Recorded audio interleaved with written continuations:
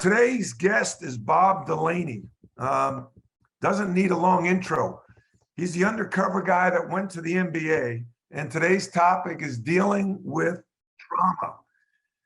Bob, welcome to the show. Thanks, Matt. Good to be with you all. Oh, thank you so much. Where are you calling in from? I'm at the Newark Liberty Airport in New Jersey at the Marriott Hotel. There you go. You're Marriott Point guy? A lot. I am titanium for life. All right.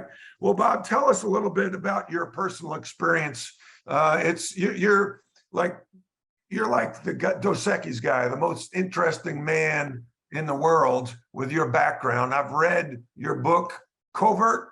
My years infiltrating the mob. Yeah, and then you've got a new book out now. So give the audience a little bit of your background. Yeah, thanks, Matt. Yesterday I was down in Atlantic City presenting for an FBI conference, and I get to speak around the world. So when I start presentations, I offer that I wasn't really good in school. X plus Y equals Z doesn't really compute in my head. But I offer a formula for development, and that is that experience plus intellectual readiness plus reflection equals development. And experiences are what? Experiential learning is a big part of who we are. We get experiences whether we like it or not, and sometimes we get the test before we even know what the material is. It comes through hard knocks. And we also have intellectual readiness that takes place almost on a daily basis, constantly learning. Readiness in the formal setting is we are sent to elementary school, middle school, high school, and then decisions are made after that for further education. But those two, I think, are easy parts of the formula. You get experiences, you get intellectual readiness. The reflection is the hard part. We're not a reflective society. You can imagine that you're seated at an office back in the day, and you get your feet up on a desk and you're looking out the window, and the boss walks by and say, "What are you doing?" "Oh, I'm reflecting." That's not going to go over big. We're doers in our society. We have to be doing things at all times. So what I do know is that if we do all three of those things, we will have development and growth. So my hope is that before you put your head in the pillow tonight, that you reflect on some of the things that we share here today. And I'm going to go real old school with you. I'm going to give an experience. In 1973, I followed in my father's footsteps and joined the New Jersey State Police. And that outfit is steeped in deep military tradition. It was founded by Colonel H. Norman Schwarzkopf, father of the famed General H. Norman Schwarzkopf of the Gulf Wars. And I went through that training academy in Seagirt, New Jersey, 23-week resident. And it was a heck of a gig back then because we were the local cops for towns that didn't have their own police department in the state of New Jersey. So we lived at the stations. It was like a firehouse more than it was a police station. We lived there for 2 days, went home for 2 days. So you only worked 15 days a month. It was a heck of a gig. And I got stationed in Flemington, and then I went to Newton, then to Somerville. About a year on the job, you start to feel a little cocky. You think you know what you're doing.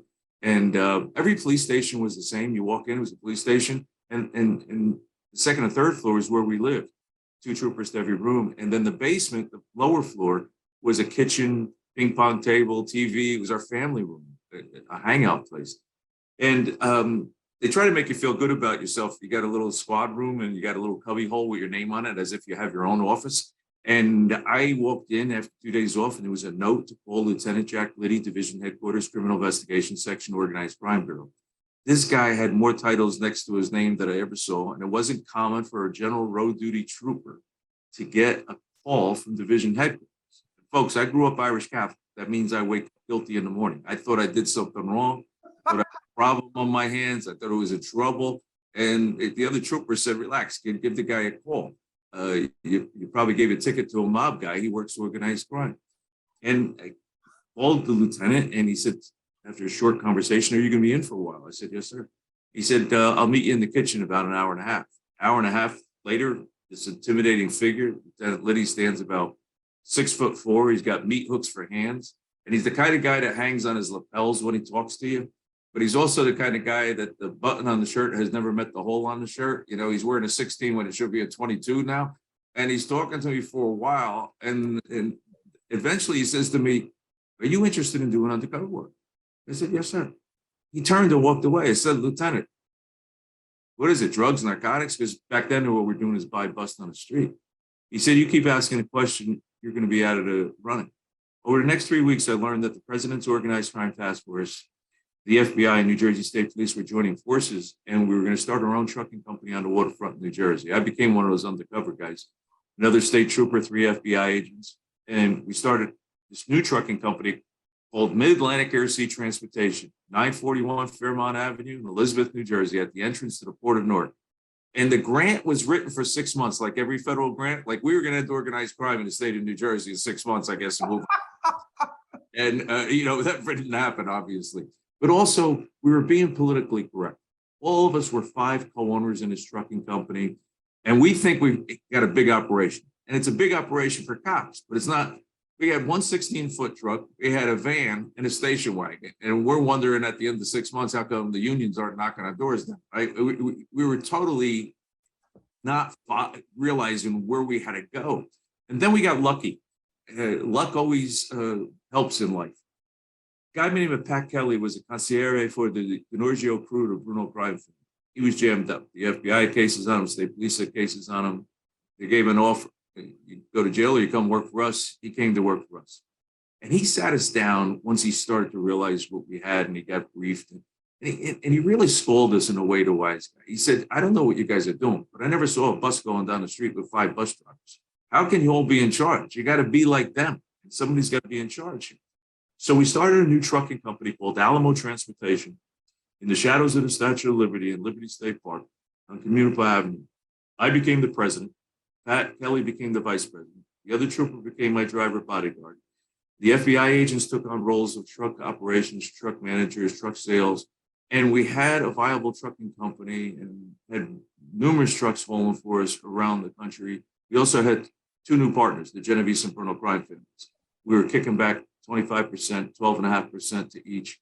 And that took me on what would become almost 3 years of my life of becoming this other person running this trucking company, infiltrating the mob.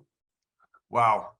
I mean, I could listen to these stories. I'm fascinated with the mob. I just think it's, just fascinated to people could live like that. And you had to expose, infiltrate the mob. I mean, that's let me go back to, you talked about the formula. What was that formula? A lot of our people on our show here, Bob, are from the South, so they don't listen as quick as you talk. And being from Long Island, I've had to slow my cadence down a little bit. Tell me the formula you mentioned earlier. Yeah, experiences plus intellectual readiness plus reflection equals development/growth. All right, repeat that one more time. Experiences plus intellectual readiness plus reflection equals development/growth. Tell me more about an intellectual readiness. What do you mean by that? Studying of a subject of formal education. So be it in elementary school, middle school, high school, and then we make decisions after that to further our education. My thirst for knowledge came later in life. I went to college for one reason, to play basketball. And I came out early.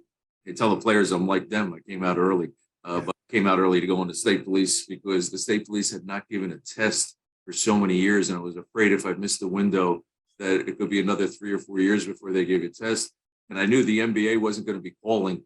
I got Budweiseritis my senior year. That summer was a little rough down the Jersey Shore. So I went from dunking to just about touching the net.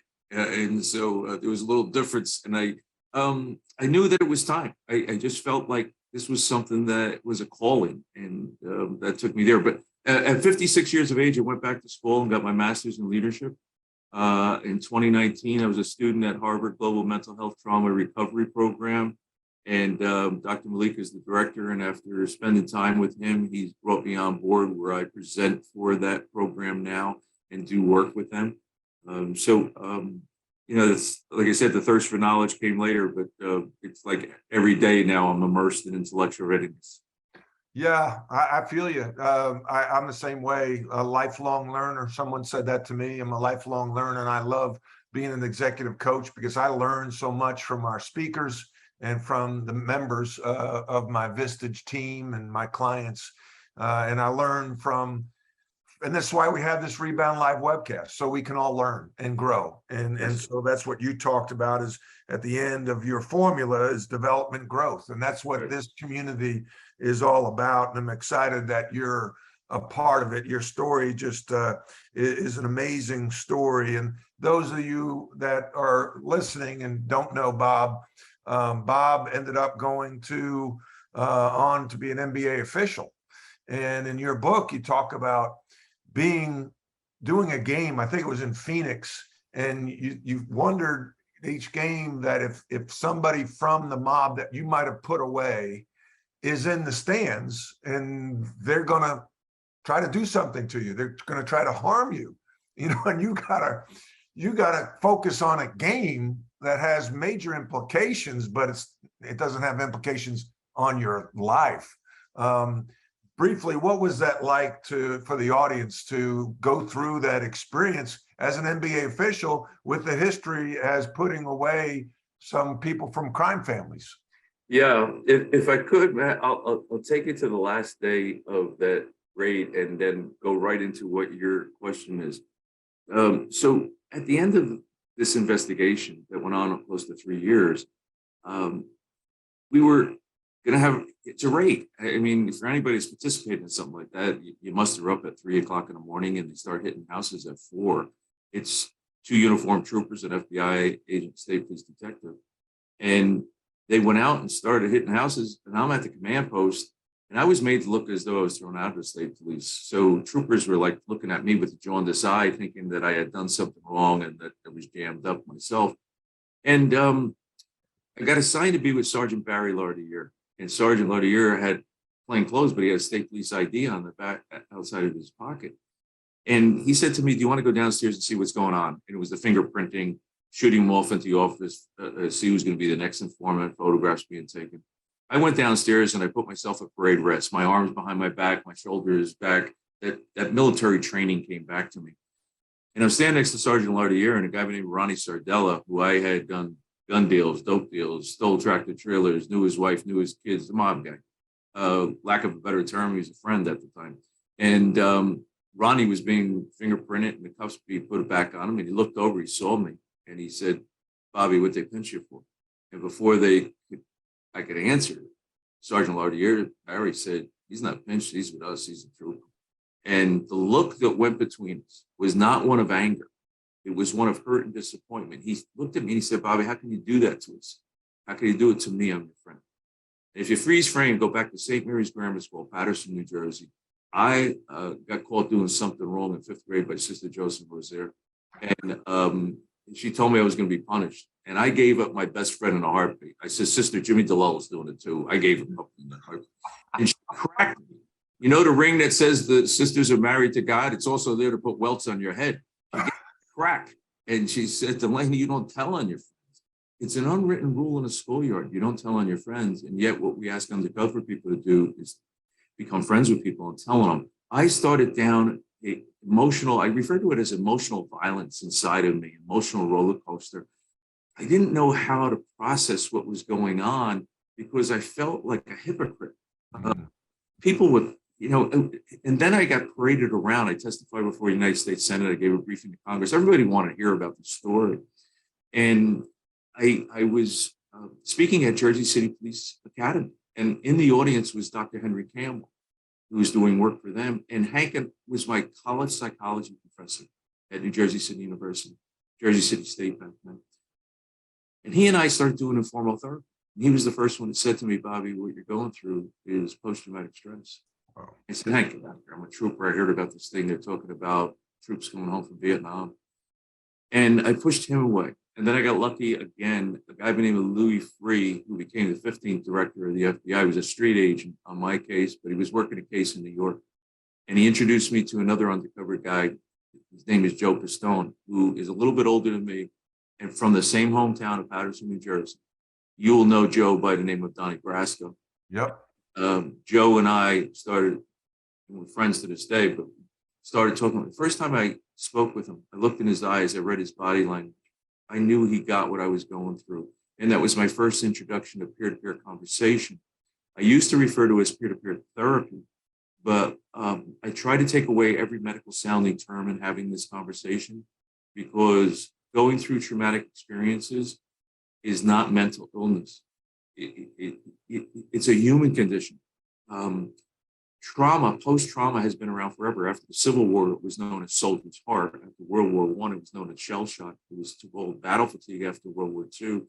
Korea and Vietnam was referred to as flashbacks. They referred to it as post-traumatic stress disorder. And from my view, we've over-medicalized this. We scare people away. And I'm not saying we don't need the medical side of the house. We do. But we also have to have a more humanistic, holistic approach to having this conversation and normalize it. And to your question, Matt, I was working a game in Phoenix one night, and I walked down onto the floor, and it's not unusual for the fans to start yelling at you. You know, the courtside folks know you, and they kind of like call out your name or want to get your attention. And I always made it that when I got between those lines, I was going to work. It's not time to go socialize. I'm not going to go over and shake hands or any of that. You go into center court, you start staying focused. And one guy is yelling out, Bob, hey, Bob, Bob, Bob. And then he yells out, Bobby Covert, which was my undercover name. And that's a catchy name for an undercover guy, I know. Bobby Overt? Covert. Covert, Bobby Covert. Bobby Covert. We weren't trying to be cute or funny. The death records and birth records are not cross-indexed in our country. And so if you go to the death record side, you find somebody that died at birth, same first name, same ethnic sounding last name, same age grouping, and you take on that identity. And so you go over to the birth record side, you pull the birth certificate, and then with the FBI and state police, credit cards, driver's license, social security number that I was given under my assumed name. So you become a person and you develop your background. And back then, covert was not a word that is associated with undercover. It was NARC in that time frame. We're talking about 1975 to 78 time frame. So, but as the years have rolled on, it becomes a pretty funny name for an undercover actor. And not only is he yelling Bobby Covert, he's yelling Alamo Transportation and looking out of the corner of my eye and saying, who's this guy? And it was Pat Kelly, the informant that we had relocated, is sitting courtside. And I'm like, you cannot make a lion into a house pet. How did he get the money to be sitting courtside? He had befriended and became common law husband to a woman that was very well to do. And now he's sitting courtside at NBA games. Location. I imagine you were a little distracted at the start of that game. Yeah, but it was kind of comforting. No, it was him. So I sent the ball boy over and gave him a note and told him where I was staying. And if he could, I'll meet him for a drink after the game. And I did. And we kind of reconnected. And so when I go back to Phoenix, I would always hook up with him. I imagine the stories are endless. And I got to know Bob at Dick Vitale, does a gala each year, fundraising for cancer. And Bob and I met there about 10 years ago. And again, Terry Lyons facilitated this meeting. I want to get into some of the meat of the trauma and the, you know, you're trying to, I love the way you're trying to we over-medicalize it. So you're bringing in terms that make it probably easier for people to talk about it. You're a tough guy from Jersey. I'm a tough guy from New York.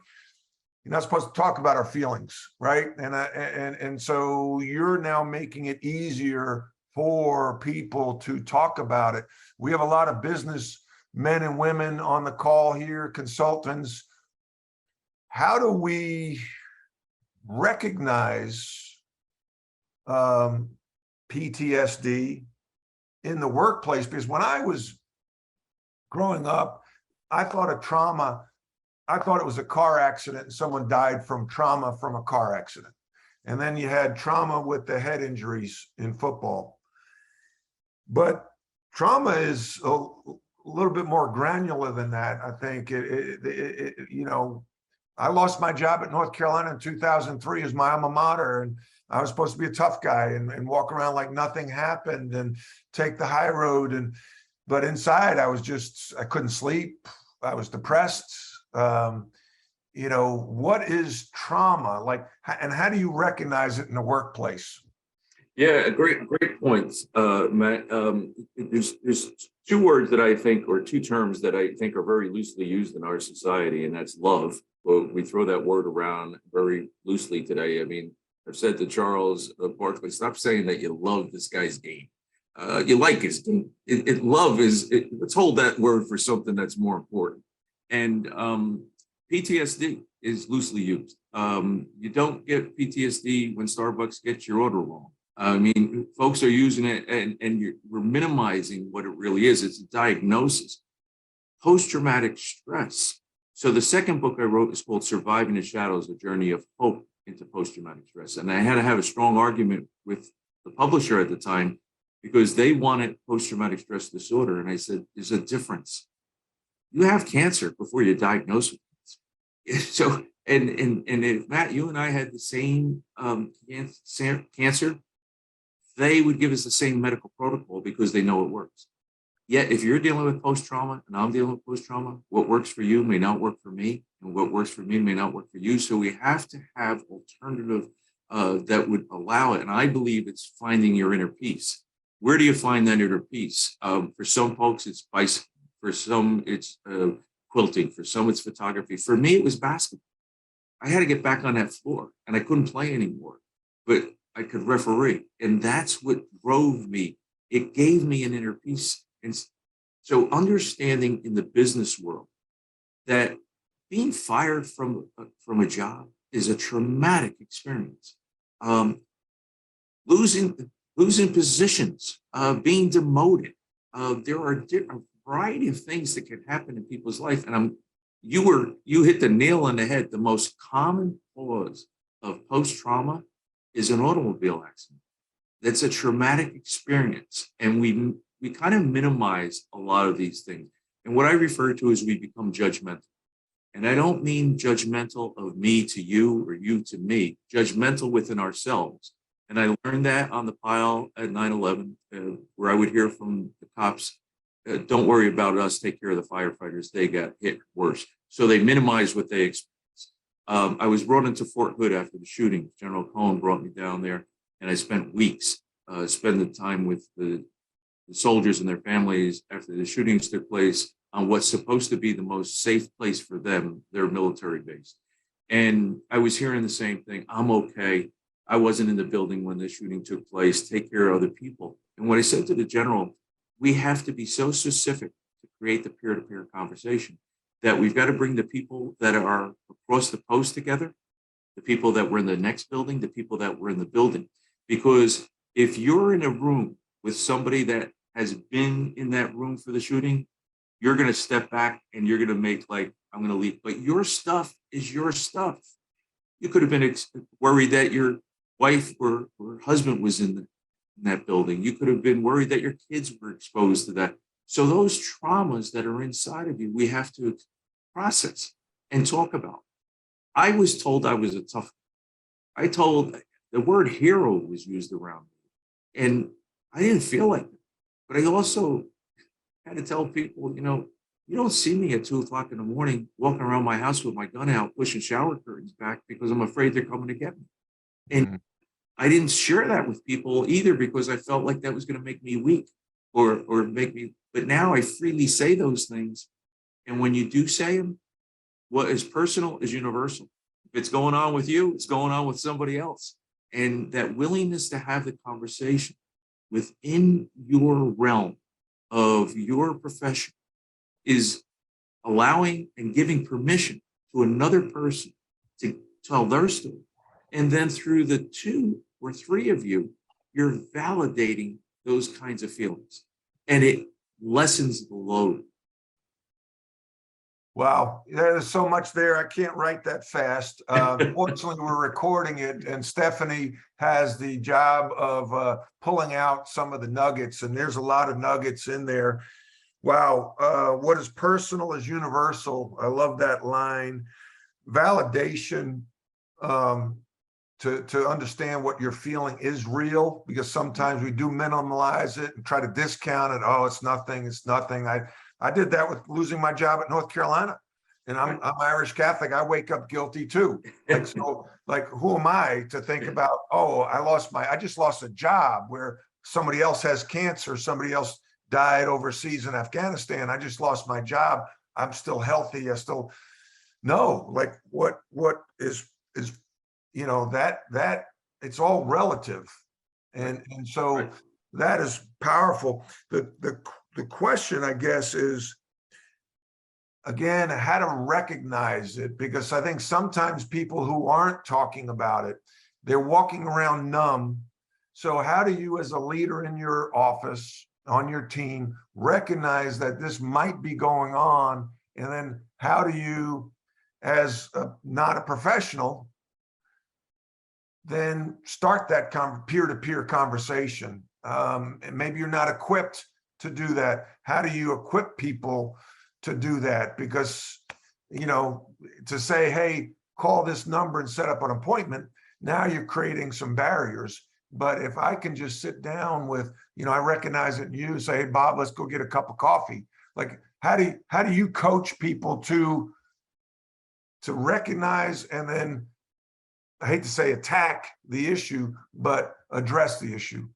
Yeah, having the conversation, I believe you have to create an environment within the organization that you're a part of, that willingness to, and that openness is allowed. So let me use this as an analogy. I would like you to imagine, well, that I've got this huge balloon that I'm holding in front of you, and then I'm going to ask the question, how do I get the air out of the balloon? I can take a pin and pop it, but then we don't have a balloon anymore. I can let it go. It flies all over the room. It goes out the back door.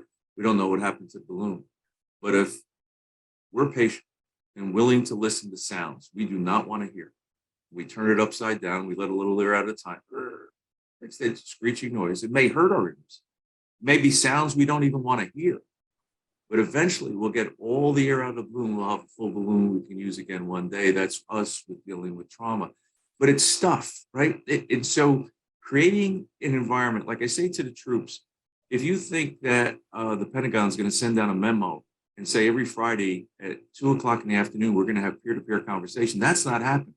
It has to be a grassroots movement that comes from the top.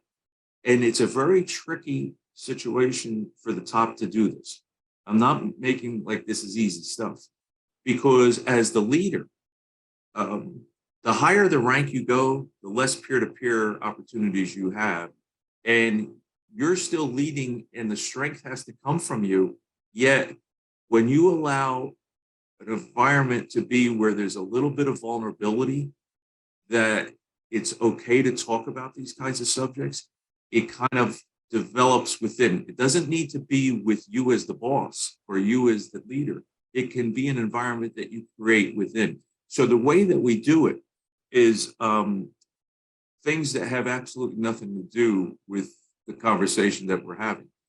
For example, if you all remember the movie Taking Chance, it was an HBO movie about a Marine that was killed in Iraq, and it was able to show society how an escort officer stays with the body throughout. And Kevin Bacon played the escort officer, the lieutenant. The reason it was called Taking Chance, the Marine's name was Chance Phelps that the story was told about. And his father, John Phelps, owns a ranch in Wyoming. To this day, allows for that ranch to be used for hunting expeditions by wounded warriors, cops, soldiers, firefighters. They go out in teams of like 10 or 12 hunting, but it's not about the hunting. It's about getting them around that campfire at night to be able to have conversations. So creating environments within your organization that allow for that. In your team, your folks are doing that already. It's just having the conversation to allow them to know that they can be more formal. It happens over coffee. It happens taking a walk at lunchtime. And they're the only 2 or 3 people that understand what it's like to be in that organization. And if a problem comes up or an issue comes up, how can they flesh it out together? And even at times, just talking about it helps. it's not finding a solution all the time. You know, we're so solution oriented. That's right. It's like, That's right. you just talk about it, and that makes you feel lighter. That's right.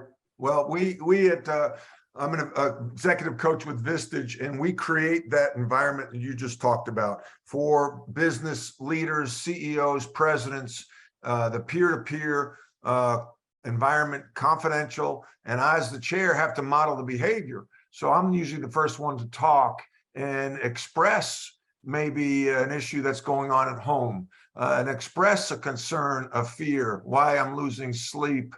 And Brian Moran, who is not on the show today, shared a quote about a year ago that I love to use, and it's appropriate for this moment.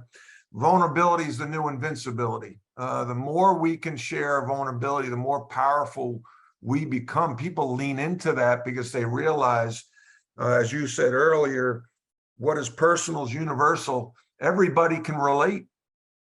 And so I've shared some things in my Vistage groups over the last month that has lightened my load. And so this is really cool stuff. Terry Lyons, your hand is up. What do you got for Bob?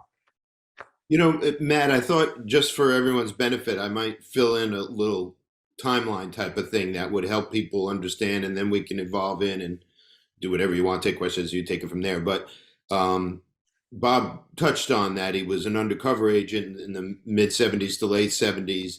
And then, Bob, when did the bus come down?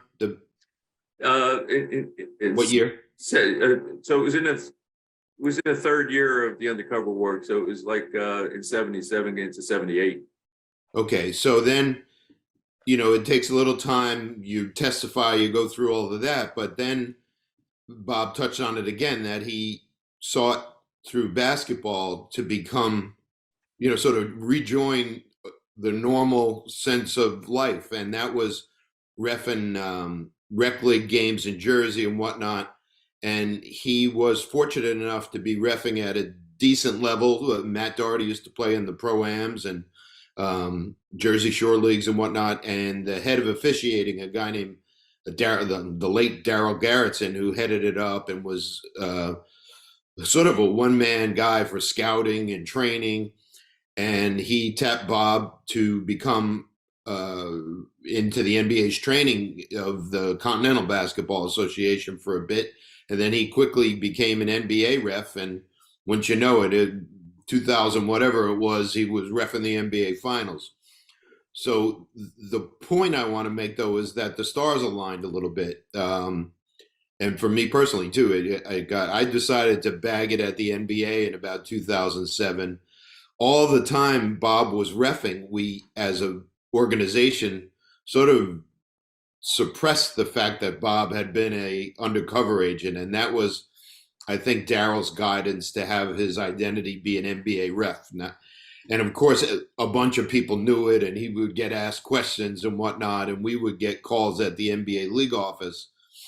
Oh, it's such a great story. Can we do the story? And, you know, we used to say, you know, maybe someday, but let Bob do his thing. Let Bob be And Bob. so 2007 or so, Jackie McMullen did a great story and had permission to do it. It finally had become pretty much common knowledge. So the league hierarchy decided to, and it was obviously a great story to have someone on the refereeing staff have such public service in such a dangerous job.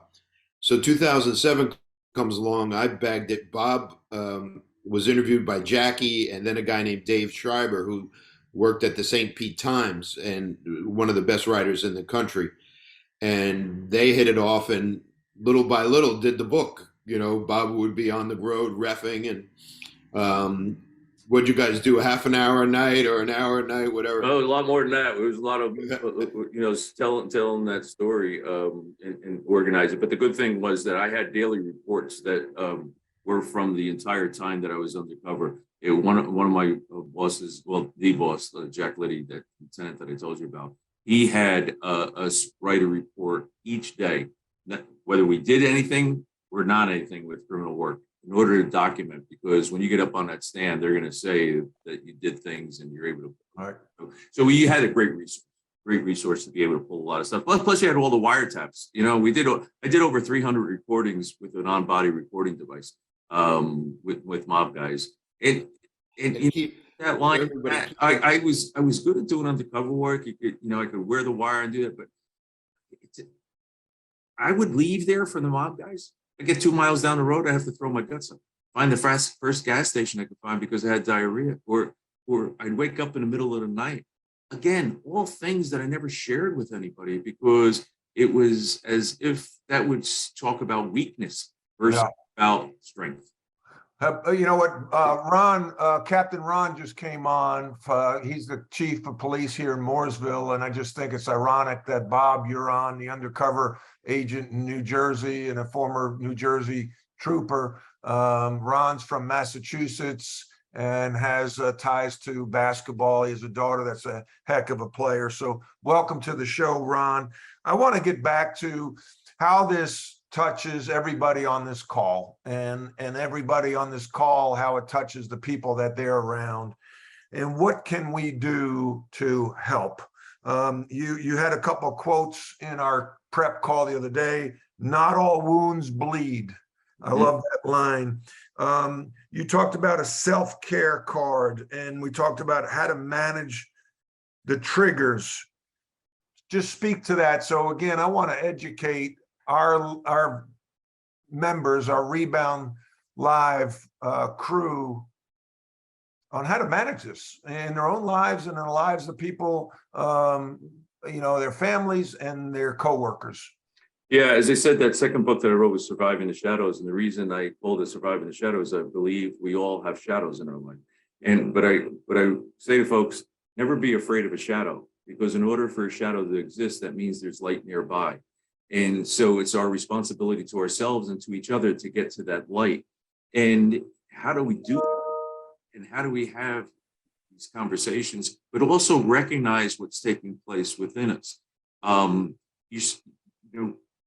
Not all wounds bleed is a term that I use, and invisible wounds can cut as deep and hurt as much as the wounds we do see.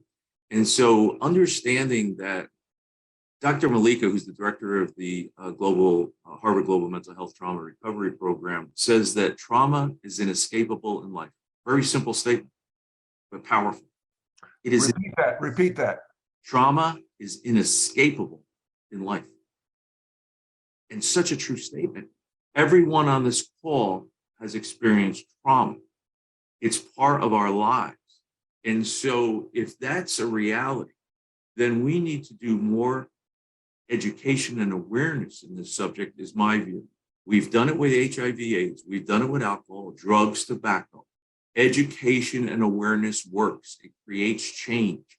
And so the more that we present this in our workplace and have these conversations become more normalized, we're going to be in a better position to allow and help people through it. But I also believe that we've gone and we have this conversation in a lot of the groups that I work with. We can't only speak about the negative of post-traumatic stress. We need to really talk about the resiliency, wisdom, and courage that comes as a result of going through that. Because we could go around with everyone on this call, and you could talk about what you experienced in a traumatic experience during the course of your life and how it benefited you and how you learned from that. And resilience, I describe resiliency as 3 phases. There's a confrontation that has to take place, but I refer to it as a carefrontation. I think words matter. And the confrontation comes across as negative. Carefrontation, you're confronting because you care. And the second part is that there's a search for meaning. And while we all have our own religious beliefs, there is a spirituality to resiliency. And the third part is FIA, F-I-A, flexible, innovative, and adaptive. And the easiest way to describe it is think of that Navy SEAL team that went after bin Laden. They were flexible, innovative, and adaptive. And in speaking to so many different organizations, I say to them, you do this on the operational side every day. You're confronting reality, you know your mission, and you're flexible, innovative, and adaptive, if we can think about taking that over to the trauma, the personal side of experiences and identify, okay, you can feel it in your gut, right? You've gone through something, whether it's been fired, whether, God forbid, somebody has died within your family, somebody now has been told they have cancer. These are life experiences. It doesn't have to be in Iraq and Afghanistan or 9/11 kind of events that create trauma. And having a sensitivity to it of those that you work with. Tony Dungy became a friend over the years, and he invited me to his practice one time. And one of the coolest things was he would walk up and down while they were going through different drills, and he knew every one of those players' kids' names, their moms' names, their family situation. Somebody was going through something difficult.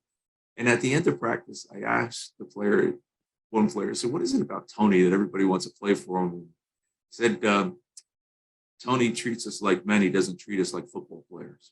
What a powerful statement, right? He's coaching the person. He's not seeing them as the title they are. And just while we're on this subject, I'm going to throw another one out for you that I used. If you are what you do, then when you don't, you aren't. Repeat that. This is a gem. This is a gem. Go ahead. If you are what you do, then when you don't, you aren't. If we all see ourselves as the title we have. This is so important. I was Dan Jansen, an Olympic speed skater, had a golf outing this weekend, and Chad Hedrick, who was an Olympic speed skater, and I were talking. They put everything into, there's a relatively high suicide rate amongst Olympians. Just think, an Olympic speed skater, the commitment you have to make, and you're not going to get rich speed skating, very rare. So at 32, you're retired, you're done. What do you do? What do you know? And he said, I had to go interview for a job at 32. I'm an Olympic speed skater. I got gold medals. Now I got to interview for a job. And we talked about the identity. You know, it happens all the time. Like, I believe you have to be obsessed to be great at something. Like I was fortunate to play basketball with Michael Jordan. He's obsessed with being great. You know, Thomas Edison was obsessed with being great. Steve Jobs was obsessed with being great. I was obsessed with being a basketball player. That I got cut by the NBA. I went to work on Wall Street and my identity was lost. Who am I? I didn't get to the front of the line at the bars anymore. People didn't come up to me for autographs. I was a PIP, previously important person. It was a shot to my ego. I was falling off the Empire State Building. No one was there to catch me. But how do you become great and have balance? That's an art. That's an art. So repeat that quote. If you want to. If you are what you do, then when you don't, you aren't.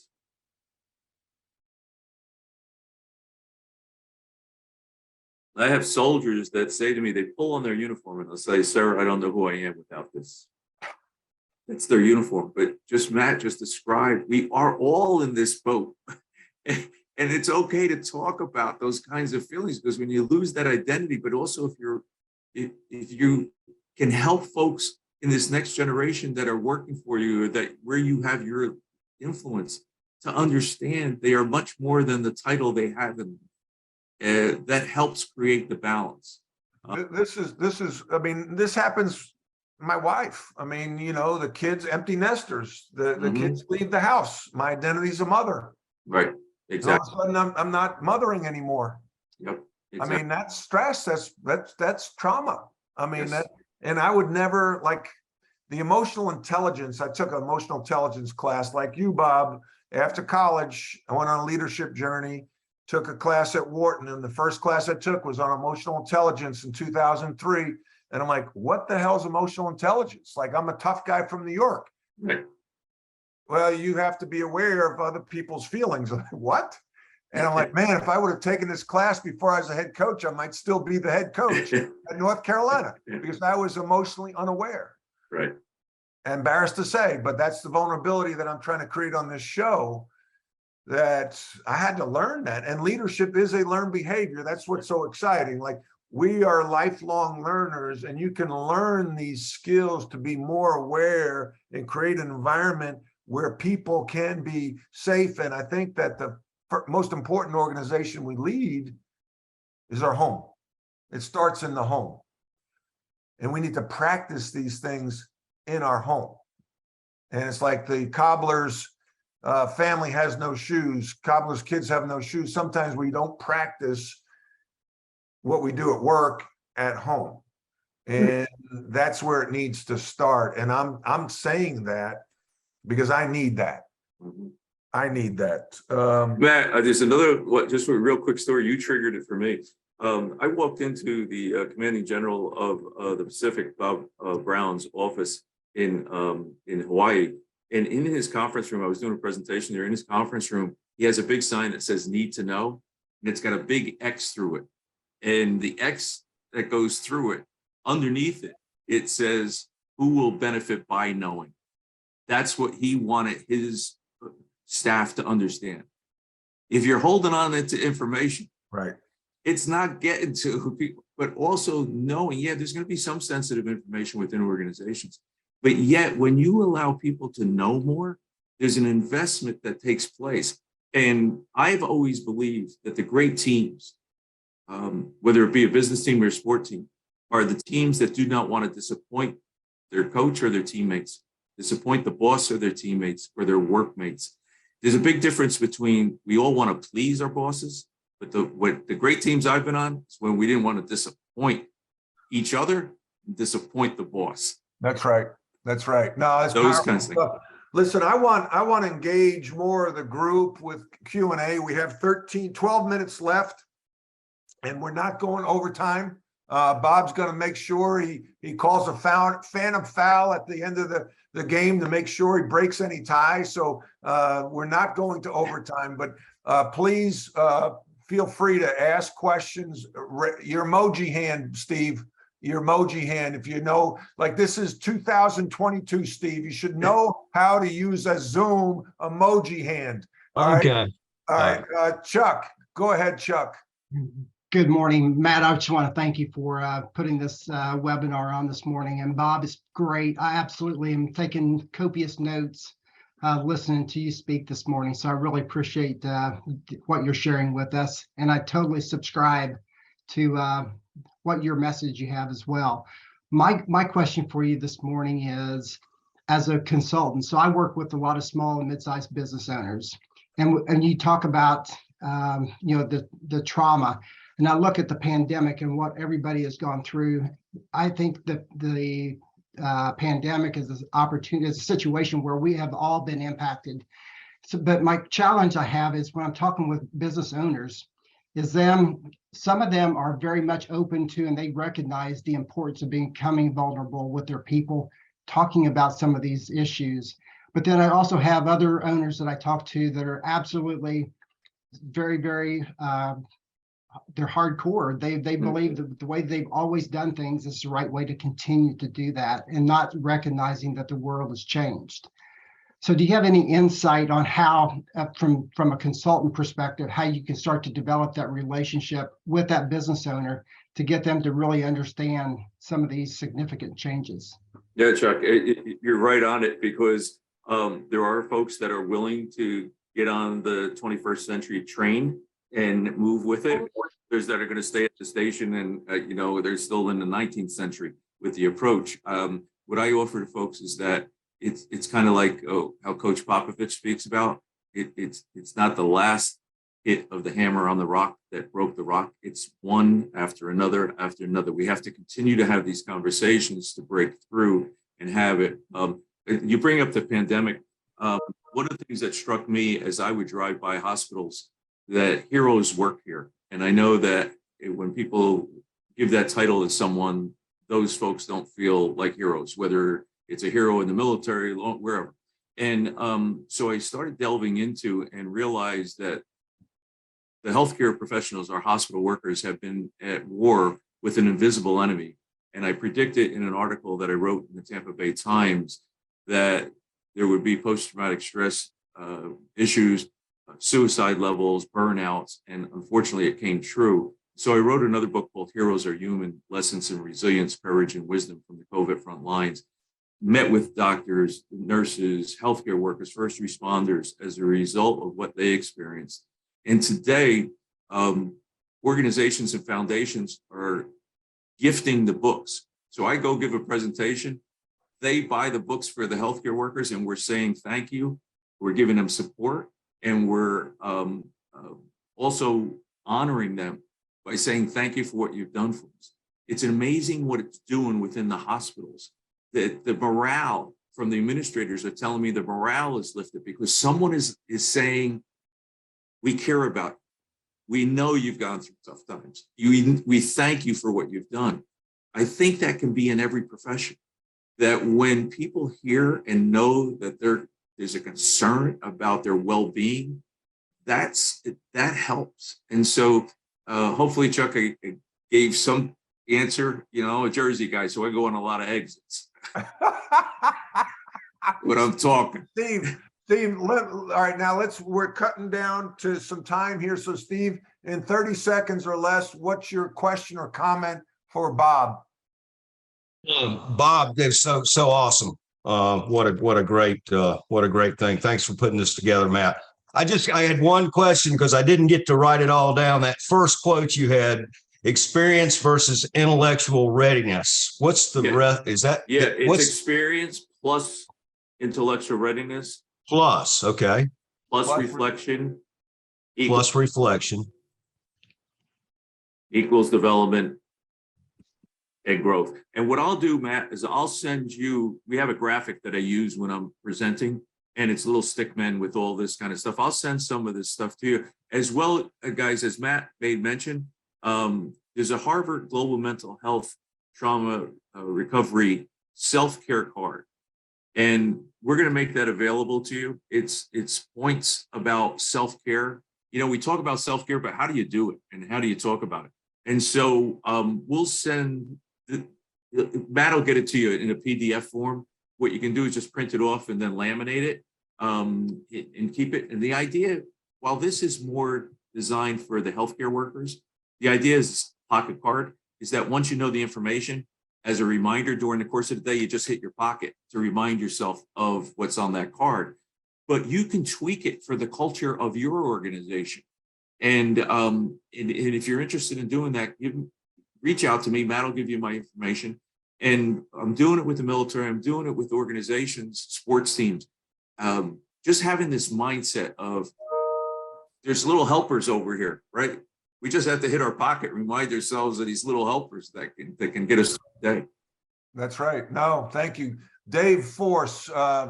Thank you, Steve. Dave Force. Thank you. Thank you, Matt. Thank you, Bob. Yes, sir. Okay. Just like everybody, Bob, thank you so much for this. It's so timely. I have a very, very, very dear friend from college who had been a dispatcher for the fire department in New York City during 9/11. Mm-hmm. And God bless George. Every year he goes through trauma because he knows he was sending people into a situation that they weren't coming out from. And he knew that. And this guy, he's from New York. He's from the Bronx. He's third generation fire department. And every year I just empathize with George. Thank you so much for this book. I'm going to make sure I'm going to get a book. I'm going to send it to him because that's exactly what he needs. He was such a leader at school. Everybody loved him. He found his inner peace, which is sailing.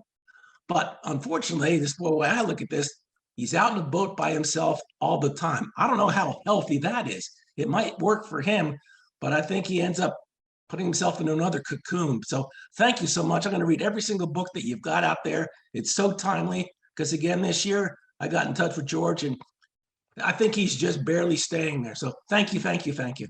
21 years ago, right? And so this is where this is ongoing. John. Yeah. And to that point, dates on the calendar can be triggers. Smell can be triggers. Sounds can be triggers. When you get reintroduced to what the traumatic event was. It can bring you back to the actual, there's a physiology to it. Your heart rate goes up. And so while we think of this as emotional and psychological, there is a physiology to it that we have to be aware of as well. And if we balance the psychological and emotional, but the physiology is not balanced, because there's hormonal depletion that comes as a result of trauma experiences. And so when that depletion takes place, if that's imbalanced, it's the reason people have anger fits, the reason they're pushing walls. The anger levels are high, but it's because the body is imbalanced physiologically. Thank you. Wow. Thank you. God bless George. God bless George, man. Wow. Wow. Yeah, George, imagine that job. You know, and then we look at these people in our everyday life, walking on the subway, walking off the subway, walking into the office, walking into the restaurant, and you just look at somebody and say, boy, they don't look happy, or what's got to them, or why are they so grumpy, or could be George. Right. You just walk by. And that's where we need to show people more grace, and we need to show ourselves more grace. I talk about wearing masks. I wear 3 masks. I want to be smart. I want to come across as smart, tough, and I've got my stuff together mask. And I take them off because I'm not as tough as I think I am. I'm not as smart as I think I am. And I definitely don't have my stuff together as much as I'd like. And I think once you take that off, it's freeing, because now you can stand up straight, because those masks are heavy. And just realize that other people are wearing those masks too. And that's hard. That's hard for me to do. You know, it's hard for me to do because I'm that guy from the parks in New York. And if you walk into the park and you're on the other team, I want to kick your ass. And I can't show you that I'm soft, because if I do, then I'm considered a punk. You got to undo all that. Yeah, and Matt, one thing I'd like, if you remember anything, remember that self-care does not mean selfish. Self-care is about becoming the best person you can be so that you can make the world a better place. And so the more that you do these kinds of things to help you, like my wife's a flight attendant for Delta. She flies international. She's over in Barcelona right now. But I know this briefing very well, and you all do. What does the flight attendant tell us when we get on the plane if the mask comes out of the ceiling? We have to put it on ourselves first before we can help anyone else. So you got to take care of you. And self-care does not mean selfish. That's so powerful, because as I was saying this story about me, my 3 masks, I'm thinking the Irish guilt. I'm talking about myself, and so I'm thinking I shouldn't be talking about myself. My mom's watching, and I'm saying, you got to be humble. But that's an awesome, self-care is not selfish. Wow. What great nuggets. Stephanie, you have a heck of a job. Usually we limit our key takeaways to like 10. We might set a record with Bob on the show. We've got 1 minute left. I don't want to go overtime. Bob, closing comments for the next 30 seconds. Yeah, Matt, it's just an honor to be with you. Great to be with everybody. Any way I can be of help, you can get me through Matt. Heroes Are Human is the new book that's come out. Surviving the Shadows Covert. They all tell stories of trauma and experiences. I point the finger at myself a lot of time in hoping that people will connect the dots to their own lives. And so my hope for all of you is that you stay healthy, stay safe, take care of one another, and take care of you too. Bob, what's your website? DelaneyConsultants.com. DelaneyConsultants.com. DelaneyConsultants.com. Man, you're making an impact. It's really cool. It's really cool to reconnect with you. Thank you so much. Thank you for everybody. I challenge everybody on this webcast. Bring a friend next month.